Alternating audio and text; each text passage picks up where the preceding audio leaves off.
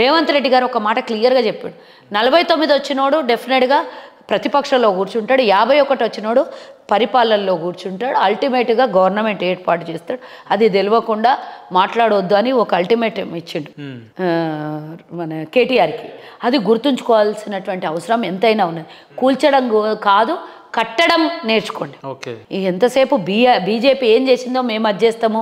ఈ గతంలో కాంగ్రెస్ పార్టీ నుంచి 2014లో గెలిచిన 12 మంది ఎమ్మెల్యేలని తీసుకున్నాము, 2018లో గెలిచిన 12 మంది ఎమ్మెల్యేలని తీసుకున్నాము.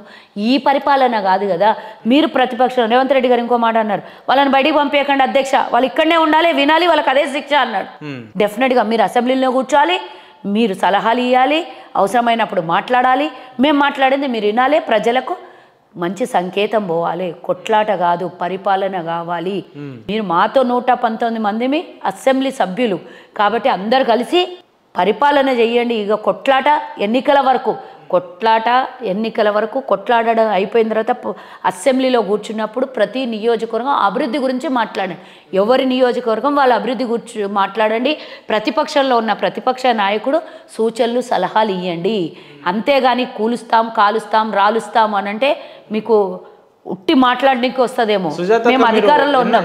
నేనేమంటున్నా, మమ్మల్ని కూల్చే పని కాదు, మీ ఎమ్మెల్యేని కాపాడుకునే పనిలో మీరు. సుజాతక్క, మీరు ఎన్నడన్నా కాంగ్రెస్ పార్టీకి ఇంత వేవ్ వస్తుంది అనుకున్నారా? ఇప్పుడు మనం చూస్తే దాదాపు మొట్టమొదటిసారి నిలబడ్డ వ్యక్తులు కూడా దాదాపు 50-60 వేల మెజార్టీతో గెలవడం, కొత్తగా వచ్చిన వ్యక్తులు కూడా 60 వేల మెజార్టీతో గెలవడం, అసలు ఇంత వేవ్ కాంగ్రెస్ పార్టీకి వస్తుందని మీరు ఎన్నడన్నా ఊహించారు? ఒకటి, రేవంత్ రెడ్డి గారు పీసీసీ అయినప్పుడు మాకు వచ్చినటువంటి ఇది ఒక ఇన్స్పైర్, నమ్మకం, ఒక బూస్టింగ్ ప్రజల్లో కలిగినటువంటి, అంటే నిజంగా చెప్పాలంటే ఇక ఉత్తమ్ గారు ఉన్నప్పుడు లేదా మీకు ఆ నమ్మకం? అంటే లేదు, అప్పుడు అవ్వలేదు కదా. మరి నెక్స్ట్ ఇంకొక ఆలోచన వస్తుంది కదా. ఆయన దిగిన తర్వాత కొత్త అధ్యక్షుడు వచ్చినప్పుడు ప్రజల్లో ఉన్నటువంటి అంటే ఆయన మాస్ లీడర్ రేవంత్ రెడ్డి గారు కాబట్టి ప్రజలు నిజంగా చెప్పాలంటే గతంలో షీల్డ్ కవర్లో పీసీసీ అధ్యక్షుడు వచ్చేది, కానీ రేవంత్ రెడ్డి గారు డిఫరెంట్గా ఎప్పుడు చరిత్రలో లేనటువంటి డిఫరెంట్ పీసీసీ అధ్యక్షుడు అయ్యిండు.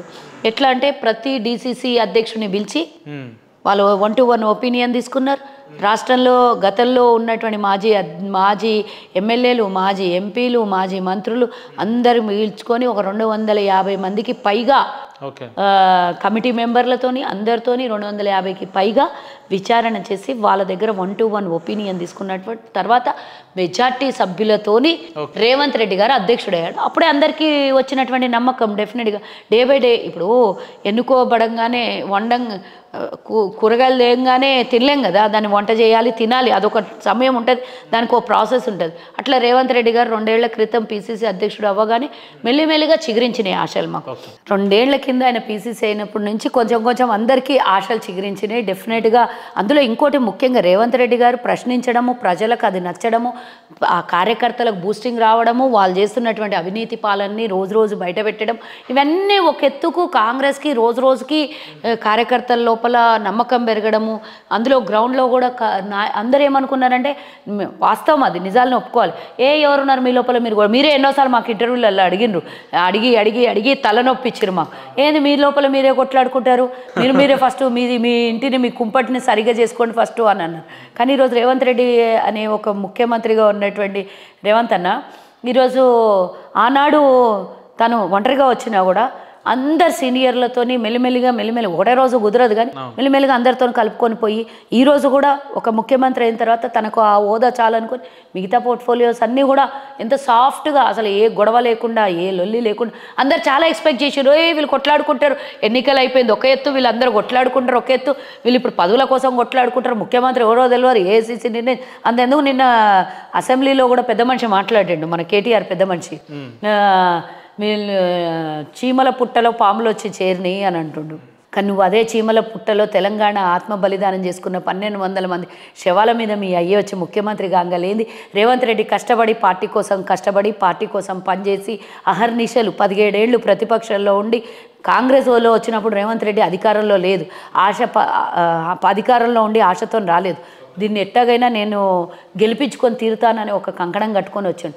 కానీ నువ్వు కేవలం దళితుల ఆత్మాభిమానం మీద, ఆత్మగౌరవం మీద, తెలంగాణ ప్రజల సెంటిమెంట్ మీద ఆడుకొని నువ్వు ముఖ్యమంత్రి, నువ్వు మీ అయ్యే మంత్రులు ముఖ్యమంత్రులు అయినరు. కానీ రేవంత్ రెడ్డి గారు ప్రతిపక్షంలో ఉండి కొట్లాడి ముఖ్యమంత్రి అయ్యిండు. ఎవరు ఎప్పుడు వచ్చిందనేది కాదు కదా, ఏం చేశారనేది ఇంపార్టెంట్ కదా. మరి వాళ్ళకి లేనిది కావాలని బట్టన్న, శ్రీధర్ అన్న, ఉత్తమ్ అన్న అని కావాలని రెచ్చగొట్టే మాటలు నువ్వు ప్రజల కోసం మాట్లాడు. మా పార్టీ అంతర్గత వ్యవహారం అది. ఎవరికి ముఖ్యమంత్రి ఇస్తారు, ఎవరికి ఏది ఇస్తారు అనేది అధిష్టానం నిర్ణయించి, ముఖ్యంగా ఆయన తెలుసుకోవాల్సినటువంటి విషయం ఇంకోటి ఉంది. శ్రీధర్ బాబు గారు లేచి మాట్లాడినరు, అందరు మాట్లాడినరు, గమనించలేదేమో. కేటీఆర్ అంటున్నా అత్యధిక ఎమ్మెల్యేల చేత ఎన్నుకోబడినటువంటి ముఖ్యమంత్రి, అది సీల్డ్ కవర్లో వచ్చినటువంటి ముఖ్యమంత్రి కాదు. ఎట్లా అయితే పిసిసి అధ్యక్షుడు కూడా సభ్యులతో ఎన్నుకోబడిండో, ఇక్కడ కూడా అత్యధిక శాసనసభ సభ్యులతో ఎన్నుకోబడినాడు. నీకు వచ్చిన నష్టం ఏంది అంటే, రేవంత్ రెడ్డి ముఖ్యమంత్రి కాకపోతే నన్ను ఇవన్నీ నిలదీసి బయట పెట్టడనే భయం ఉండేనా నీకు? ఏముండే? ఇంకోటి హరీష్ రావు అన్నాడు, మీ వాళ్ళని అందరినీ మేము చూసి చూడనట్లు వదిలేస్తున్నామంటే ఏంది? అవినీతి చేయాలనుకుంటున్నావు నువ్వు, చేస్తుంటే మిమ్మల్ని చూసి ఇప్పటివరకు చేసిన అవినీతిని మేము కూడా చూసి చూడనట్లు వదిలేయాలి అనుకుంటున్నాం. అది జరగని పని, గుర్తుంచుకో. సరే, అనేక వేదికల మీద టీఆర్ఎస్ పార్టీ అవినీతి చేసిందని గతంలో కాంగ్రెస్ పార్టీ విమర్శించింది కదా, ఇప్పుడు అవినీతి అంతా బయట తీసే ప్రయత్నం ఇప్పుడు చేస్తుందా?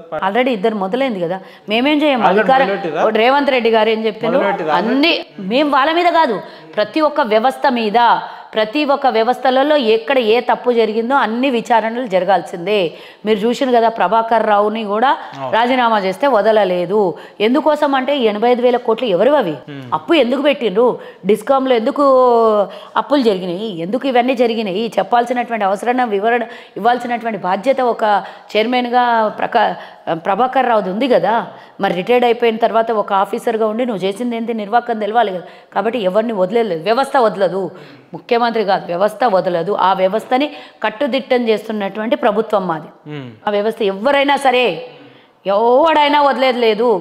వదిలేది మీన్స్ తప్పు చేసిన వాళ్ళు. సరే, ఇప్పుడున్న ఒకటి మీరు చూసారు కదా, ఇప్పుడు జీవన్ రెడ్డి ఆర్టీసీ స్థలానికి కబ్జాలు పెట్టేసి 2 కోట్ల 45 కోట్లు లేదు అంటే కరెంట్ బిల్లు గురించి, కరెంటు బిల్లు 2 కోట్లు, 25 కోట్ల రూపాయలు బ్యాంకులో నుంచి తీసుకున్న లోన్లు, 20 కోట్ల రూపాయలు వడ్డీ. మనం సామాన్యులు ఎవరైనా తీసుకుంటే మన ఇంటి తలుపులు కూడా ఇరగొట్టి తీసుకుపోయినటువంటి రోజులున్నాయి బ్యాంకులు. 45 రోజులు అంటే 20 కోట్ల వడ్డీ అయ్యేంత వరకు ప్రభుత్వము అలాగే బ్యాంకు ఎలా యాక్సెప్ట్ చేసింది? కాబట్టి ఇవన్నీ కూడా అవసరమైతే ఆస్తులన్నీ జప్తు చేసైనా వదలరు. ఎందుకంటే అది ప్రజాధనం. ఎవరు జీవన్ రెడ్డిది కాదు, కేసీఆర్ది కాదు, కేటీఆర్ది కాదు, ఎవరి పైసలు కావు. ప్రతి ఒక్క రూపాయి ఈరోజు రేవంత్ రెడ్డి కూడా తన ఇంట్లో నుంచి ఇచ్చేది ఏం లేదు, కల్వ సుజాత కాదు, నువ్వు కూడా కాదు. ప్రతి ఒక్కళ్ళు మనం స్వచ్ఛందంగా ప్రభుత్వానికి చెల్లిస్తున్న రుసుము.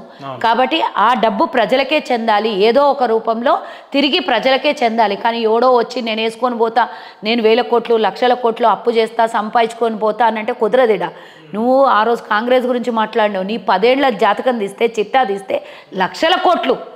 అసలు నిజంగా కాంగ్రెస్ ఎట్లా చేయాలంటే, నీకు ధనిక రాష్ట్రం ఎందుకు అంటుంటివి, నువ్వు ఎందుకు మిగులు బడ్జెట్ ఇస్తుంటివి? రోషయ్య గారు ఆర్థిక శాఖ మంత్రి ఉన్నప్పుడు కేంద్రం మీద 1 రూపాయి ఓవర్ డ్రాఫ్ట్ పడనీయకుండా రాష్ట్రాన్ని కాపాడుకుంటూ వచ్చిండు. ఈరోజు ఏంది, కనీసం మీకు అక్కడ అప్పులు కావాలంటే ముట్టలేని పరిస్థితికి వచ్చేసింది రాష్ట్రం. ఎంత అప్పులు, ఎంత కథము కహాని. 9.5 సంవత్సరాలు పరిపాలిస్తేనే రాష్ట్రాన్ని దివాళా దీపించి అమ్ముకునే పరిస్థితికి తెచ్చారు. మీ చేతిలో ఇంకో 10 ఏళ్ళు పెడితే ఉంటుందా రాష్ట్రం? ఇప్పుడున్న ప్రతిపక్షాలు బీఆర్ఎస్ పార్టీ మాట్లాడుతూ కాంగ్రెస్ పార్టీ హామీ అమలు కాని హామీలు అవన్నీ కూడా 6 గ్యారెంటీలు సాధ్యం చేయడం అసలు ముమ్మాటికి అసలు సాధ్యం కాని అంశం. కరెక్ట్ అడిగినాను. మరి మేము 2,500 ఇస్తామంటే నువ్వు 3,000 మహిళలకు ఇస్తా అన్నవి ఎట్లా? మేము 4,000 పెన్షన్ అంటే నువ్వు 5,000 ఇస్తా అన్నవి ఎట్లా? మేము 15,000 రూపాయలు రైతు బంధు ఇస్తా అంటే నువ్వు 16,000 ఇస్తా అన్నవి ఎట్లా? ఇవన్నీ నీకు సాధ్యం కాదే, నీకు సాధ్యం ఎట్లయితే మాకెట్లా? మాకన్నా 1,500 పెంచి ఇస్తాను, నీకు సాధ్యమయ్యేటివి మాకెట్లా సాధ్యం కాదు? మేము చూపించాలనంట అన్నీ. మేము చూపించేది మేము పూర్తిగా వివరాలు ప్రజల ముందే పెడుతున్నాం అన్నీ. ఎందుకు భయపడుతున్నారు? ఆల్రెడీ 2 పథకాలని జీవో పాసే చేసినాం ఆరోగ్యశ్రీ మీద. ఆరోగ్యశ్రీ అంటే 10 లక్షలకు వాళ్ళు చేసినాడు. చెప్పమ్మా, నువ్వు నిజంగా చెప్పు, గుండెల మీద చేసుకొని చెప్పు.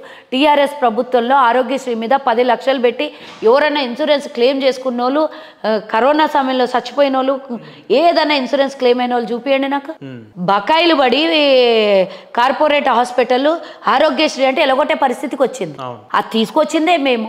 5 లక్షల నుంచి 10 లక్షలకు ఇంప్లిమెంట్ చేసిందే మేము. అదంటే ఈ మొనగాడు వచ్చి అసెంబ్లీలో నిలబడి పెద్ద పెద్ద ముచ్చట్లు చెప్తారు. బస్సు ఉచితంగా ఇస్తేనంట ఆటో డ్రైవర్లకి ఇబ్బంది అయిందంట.